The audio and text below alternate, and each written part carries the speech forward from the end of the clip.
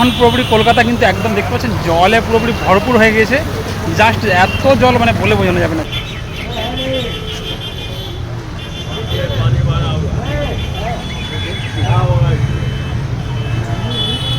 তো একদিনের বৃষ্টিতে আজকে যা হালত হয়ে গেছে না বলে বোঝানো যাবে না, পুরোপুরি কিন্তু জলমগ্ন। চলো তোমার দিকে আমি ব্যাক ক্যামেরাতে দেখাচ্ছি এই জায়গাটায়। আর টোটালি কিন্তু জলমগ্ন হয়ে গেছে জাস্ট মানে একদিনের বৃষ্টিতে। কালকে রাত্রির দিকে বৃষ্টি হয়েছে, পুরোপুরি ঢুকে দিচ্ছে। এরকম কলকাতায় আমি এতবার আসছি কিন্তু এরকম দৃশ্য আমি দেখিনি।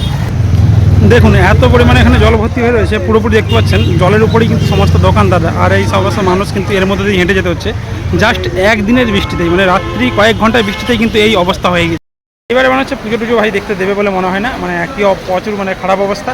আর বৃষ্টি তো যখন তখন চলে আসছে। আর আমি যে ব্যাগ কাঁধে ফেলে দাঁড়িয়ে আছি, কারণ মার্কেটেই কাজে এসেছিলাম। এখানে দেখতে পাচ্ছেন টোটাল রাস্তাঘাটে একদম গাড়িগুলো যে রয়েছে পুরোপুরি দেখছি জলের তলায়। আর এইভাবেই কিন্তু সবাই যাতায়াত করছে। মানে কি অবস্থা, মানে এই বছর পুজো টুজো দেখতে দেবে কি দেবে না সেটা বলা মুশকিল। দেখো এইভাবেই কিন্তু সবাই যাতায়াত করছে, সবাই রাস্তাঘাট পুরো কিন্তু জলের তলায় একদম।